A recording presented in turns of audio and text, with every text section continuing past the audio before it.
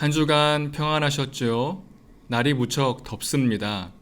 무더위를 싹 날려줄 시원한 강의가 되면 좋겠는데 그게 생각만큼 잘 안 되는 것 같습니다.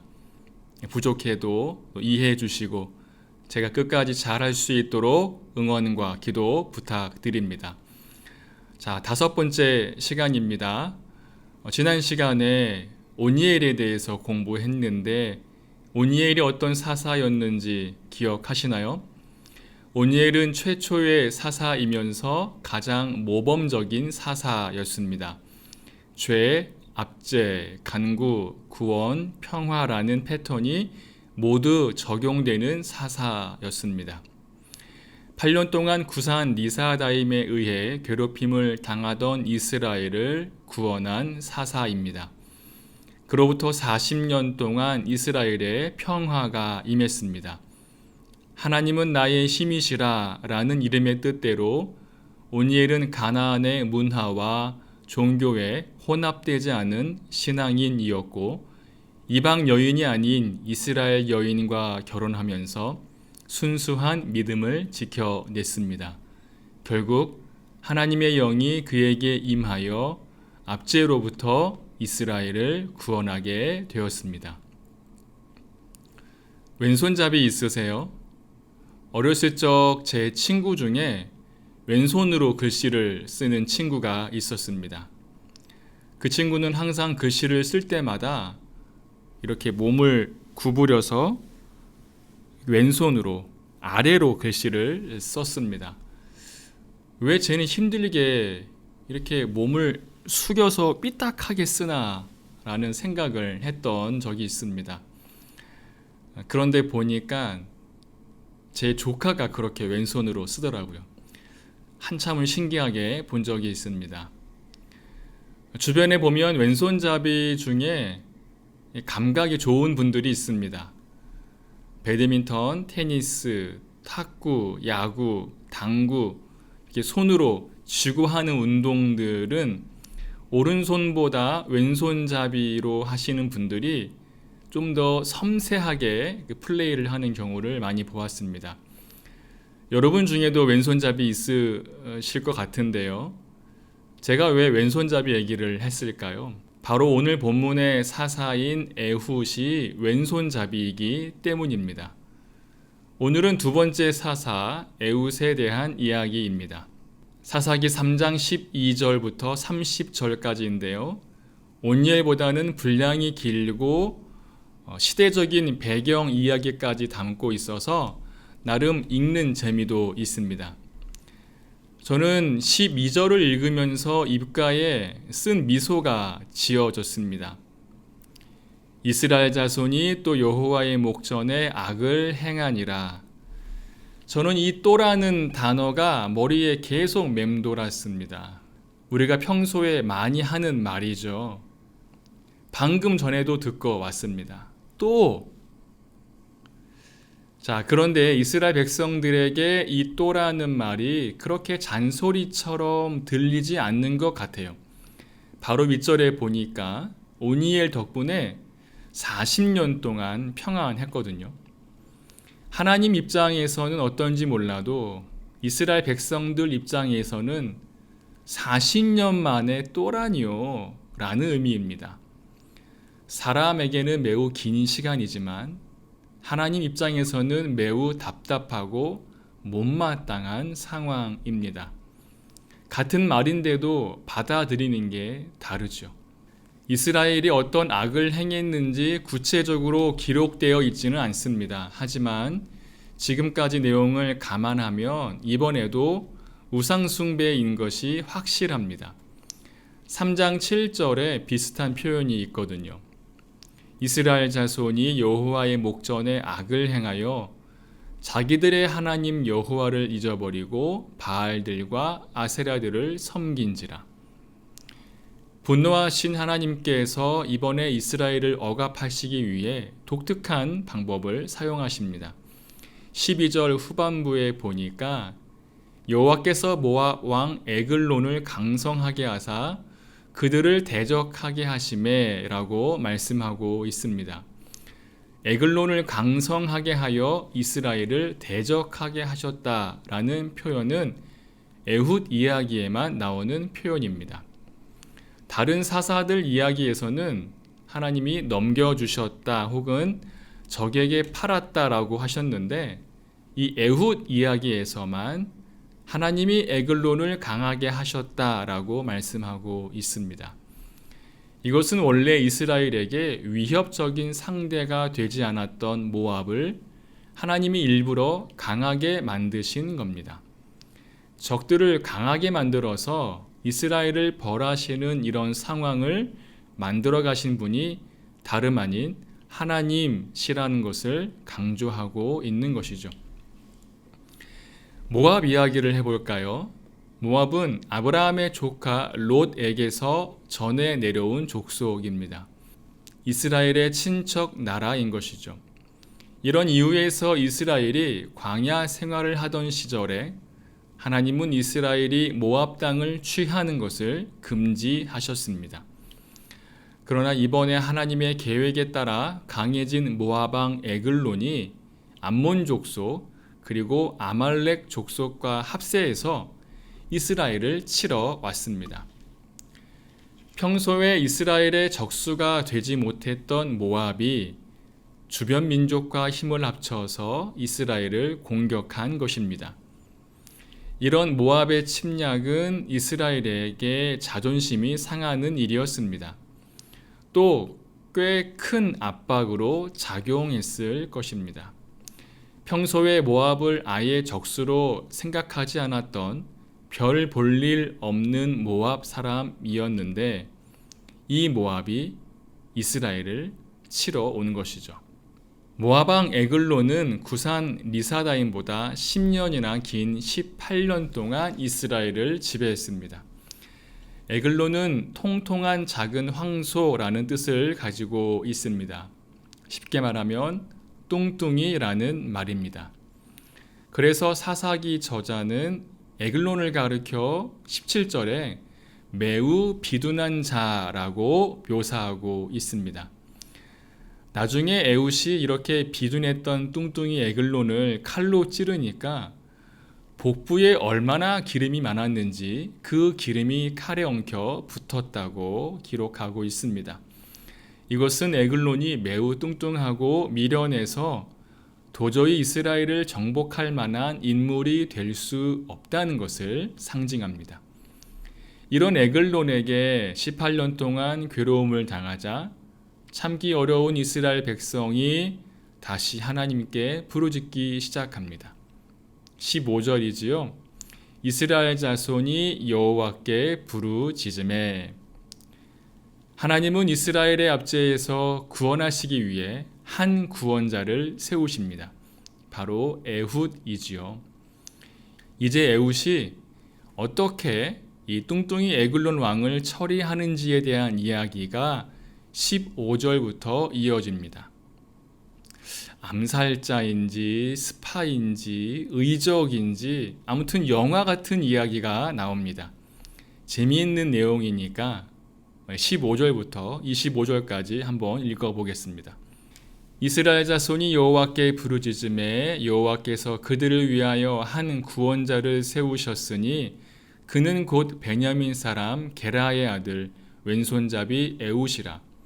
이스라엘 자손이 그를 통하여 모압 왕 에글론에게 공물을 바칠 때에 에훗이 길이가 한 규빗 되는 좌우에 날선 칼을 만들어 그의 오른쪽 허벅지 옷 속에 차고 공물을 모압 왕 에글론에게 바쳤는데 에글론은 매우 비둔한 자였더라. 에훗이 공물 바치기를 마친 후에 공물을 메고 온 자들을 보내고 자기는 길갈 근처 돌 뜨는 곳에서부터 돌아와서 이르되 왕이여 내가 은밀한 일을 왕에게 아뢰려 하나이다 하니 왕이 명령하여 조용히 하라 하매 모셔 선 자들이 다 물러간지라. 에훗이 그에게로 들어가니 왕은 서늘한 다락방에 홀로 앉아있는 중이라. 에훗이 이르되 내가 하나님의 명령을 받들어 왕에게 아뢰 일이 있나이다 하매 왕이 그의 좌석에서 일어나니 에훗이 왼손을 뻗쳐 그의 오른쪽 허벅지 위에서 칼을 빼내 왕의 몸을 찌르매 칼자루도 나를 따라 들어가서 그 끝이 등 뒤까지 나갔고 그가 칼을 그의 몸에서 빼내지 아니하였으므로 기름이 칼날에 엉겼더라. 에훗이 현관에 나와서 다락문들을 뒤에서 닫아 잠그니라. 에훗이 나간 후에 왕의 신하들이 들어와서 다락문들이 잠겼음을 보고 이르되 왕이 분명히 서늘한 방에서 그의 발을 가리우신다 하고 그들이 오래 기다려도 왕이 다락문들을 열지 아니하는지라. 열쇠를 가지고 열어본즉 그들의 군주가 이미 땅에 엎드려져 죽었더라. 에훗이 에글론을 죽이기 위해 곡물, 즉 조공을 준비했습니다. 요즘은 조공하면 귀금속, 명품, 현금 이런 이미지가 떠오르는데 이 당시 조공은 짐승일 가능성이 높습니다. 받는 사람의 종교를 존경한다는 의미, 그리고 그 종교의 제사에 필요한 제물을 바친다는 의미입니다. 에훗이 에글론에게 바칠 제물을 가지고 가면서 교섭을 하려고 했겠죠. 잘 부탁한다는 의미로 외교적인 접근을 하는 것입니다. 그러나 에훗은 머리를 숙이고 부탁하기 위해서 가는 것이 아니었습니다. 그것을 알 수 있는 단서가 바로 칼입니다. 에훗은 자신의 허벅지에 숨길 만한 크기의 칼을 허벅지 옷 속에 차고 에글론을 찾아갔습니다. 16절에 그 길이가 한 규빗이라고 되어 있는데 학자들마다 이 규빗이라는 히브리어 단어를 조금 다르게 해석하고 있습니다. 45cm라고 주장하는 사람이 있고요. 또 30cm라고 주장하는 사람이 있습니다. 여러분은 얼마라고 생각하세요? 허벅지에 숨기고 들어가려면 45cm와 30cm 중에 어떤 게 더 적당할까요? 이건 정답은 없으니까 여러분 허벅지 크기에 맡기겠습니다. 자, 에훗이 칼을 허벅지에 숨기고 에글론을 찾아갔습니다. 그리고 계획대로 곡물을 바치죠. 곡물 배달을 성공적으로 마친 에훗은 돌아가는 척하다가 길갈 근처 돌 우상들이 있는 곳에서 혼자 에글론에게 돌아갑니다.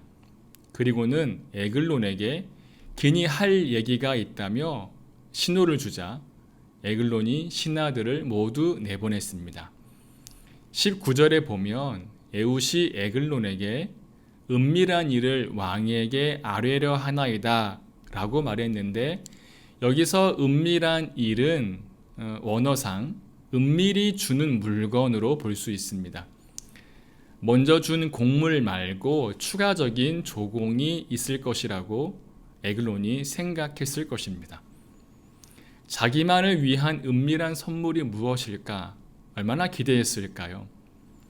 경계심이 풀린 에글론은 그 은밀한 말 또는 은밀한 물건을 받기 위해서 다락방에서 에훗과 독대합니다.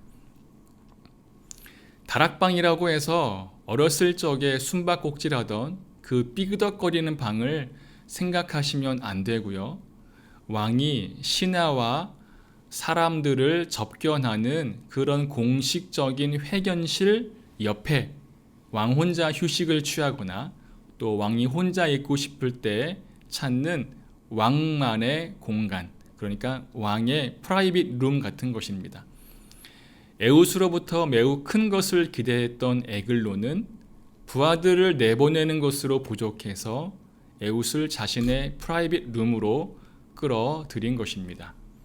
은밀하게 하나님으로부터 받은 말씀이 있다면서 에글론에게 가까이 간 에훗은 은밀한 조공을 꺼내는 듯 그의 허벅지에 손을 넣었습니다. 그리고는 선물을 꺼내는 척하면서 칼을 꺼내 에글론의 복부를 찔렀습니다. 은밀한 말씀이 은밀한 살인 무기로 바뀌어 버린 것이죠. 대단한 언어 유희입니다. 사사기 저자가 문학을 전공하지 않았을까 싶을 정도로 이 글쓰기에 대한 감각이 뛰어납니다. 하나님으로부터의 신탁 또는 뭔가 신비스러운 물건을 예상한 것을 에글론이 기대했을 것입니다. 그러나 에글론에게 하나님이 주신 것은 은밀한 죽음이었습니다. 에글론은 이스라엘 하나님을 위한 제물, 즉 조공이 된 것이죠. 에글론을 암살한 에웃은 다락방 문을 잠그고 빠져나옵니다. 밀실에서 빠져나온 에웃은 태연하게 부하들 앞을 지나서 궁에서 탈출합니다. 에웃이 떠난 후 부하들이 와서 다락방 문이 잠겨 있는 것을 보고 24절에서처럼 발을 가리고 있는 것이라고 생각했습니다. 발을 가린다는 표현은 용변을 보는 것을 말합니다. 에글론의 배에서 나온 기름 또 배설물들이 냄새를 풍겼을 것입니다. 그런데 문제는 아무리 시간이 지나도 왕이 나오질 않았다는 점이죠. 한참 시간이 지난 후에 더 이상 기다릴 수 없어 혹시나 하는 마음으로 문을 따고 들어가 보니 왕이 죽어 있는 것을 발견합니다. 에글론이 죽은 이후에 모압 군대는 더 이상 이스라엘의 적이 되질 못했습니다. 에웃의 외침에서 그 힘을 느낄 수 있습니다.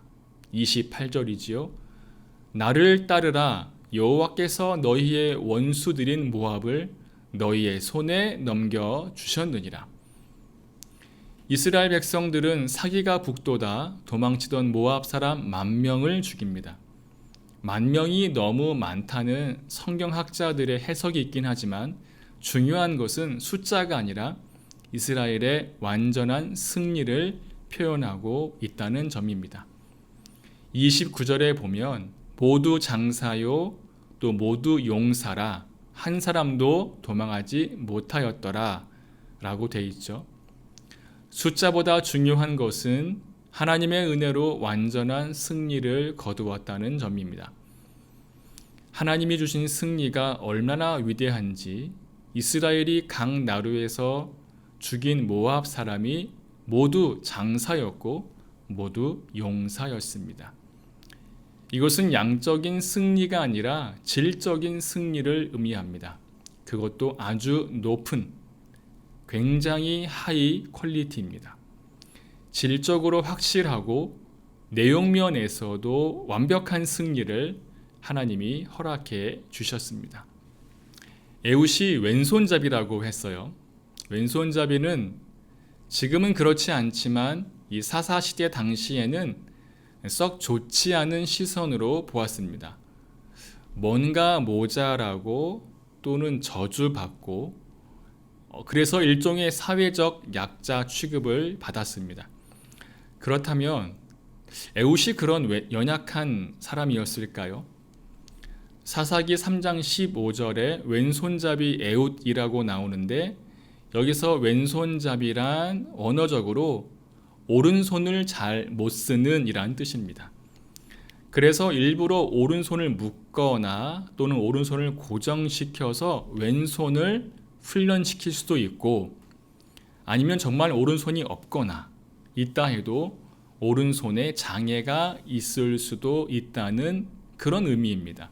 여러 가지 경우의 수가 있지만 에웃이 왼손잡이라는 말에 중요한 의미가 담겨 있는데 그것은 바로 그의 칼이 왼쪽 다리에 있지 않다는 겁니다. 거의 대부분 오른손잡이이다 보니까 왼쪽 다리에 칼을 차거나 숨기겠지요. 그런데 에웃은 왼손잡이였기 때문에 이 오른쪽 허벅지에 칼을 숨길 수 있었고 이것이 모압 왕 앞으로까지 가는 과정에서 에웃의 몸을 수색할 때에 빈틈을 이용할 수 있었다는 점입니다. 에웃이 왼손잡이일 거라는 사실을 몰랐던 모압 군사들은 칼이 오른쪽 다리에 있을 것이라는 생각을 못했을 것이죠. 왼손잡이라는 에웃의 약점이 승리와 구원에 결정적인 역할을 한 것입니다. 에훗이 에글론을 죽이는 과정에서 윤리적인 문제가 남아있긴 합니다만 그 점을 지금 말씀드리기에는 시간이 너무 오래 걸리니 차후 과제로 남기겠습니다. 오늘 에훗 이야기를 통해서 얻을 수 있는 영적인 교훈 한 가지는 하나님이 선택한 대상이 약한 상태라면 하나님은 그 상대를 강하게 만들어서 사용하신다는 점입니다. 잠언 16장 4절에 이런 말씀이 있죠. 여호와께서 온갖 것을 그 쓰임에 적당하게 지으셨나니 악인도 악한 날에 적당하게 하셨느니라. 상대가 우리를 괴롭히는 대적이라 해도 하나님의 주권과 역사 아래 있음을 인정할 수 있어야 합니다. 또 한 가지 교훈은 인간의 연약함을 통해서 하나님의 일을 이루신다는 점입니다. 사람은 누구나 약점을 가지고 있습니다. 세상 사람들의 95%가 자신의 약점 때문에 열등감을 느낀다고 합니다. 그 열등감이 우리를 낙심하게 만드는 것이죠. 결국 우리가 살면서 넘어지는 것은 큰 산이 아니라 이 조약돌 같은 연약함 때문입니다. 하지만 분명한 것은 하나님께는 그것이 전혀 문제가 되지 않는다는 점입니다. 에훗의 왼손이 당시의 사람들에게 모욕 그리고 비난을 받는 약점일지는 모르겠으나 하나님은 그 약점을 통해서 하나님의 일을 이루신 것이죠. 에훗뿐만일까요? 삭개오는 그 작은 키 덕분에 뽕나무에 올라가 예수님을 만날 수 있었고요. 성전 미문에 있던 안전뱅이는 그의 신체적인 장애로 인해서 오히려 예수님을 만나고 고침을 받게 되었습니다. 이들은 모두 자신들의 약함으로 인해 하나님께 영광을 돌린 자들입니다. 이렇게 하나님은 우리의 약점을 통해서 일하십니다. 하나님은 계획하신 것을 반드시 이루십니다. 어떠한 방법과 과정을 통해서도 하나님은 일하십니다. 그 하나님을 믿고 신뢰하면서 살아내시기를 바랍니다. 약한 자를 통해 강한 자를 부끄럽게 하시고 가난한 자를 통해 부한 자를 부끄럽게 하시는 하나님을 찬양합니다. 한 주간 평안하시기를 빕니다. 저는 다음 주에 또 뵙겠습니다. 감사합니다.